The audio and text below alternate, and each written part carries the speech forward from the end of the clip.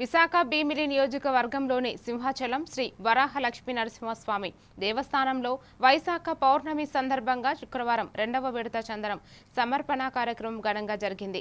ఈ సందర్భంగా అర్చకులు స్వామివారికి దేవేరులకు అభిషేకాలు నిర్వహించగా వేద పండితులు వేద పారాయణ చేశారు. దివ్య ప్రబంధ గానం మధ్య జరిగిన ఈ ఉత్సవం భక్తులను ఆకట్టుకుంది. స్థానాచార్యులు ప్రధాన అర్చకుల సమక్షంలో కార్యక్రమం వైభవంగా సాగింది.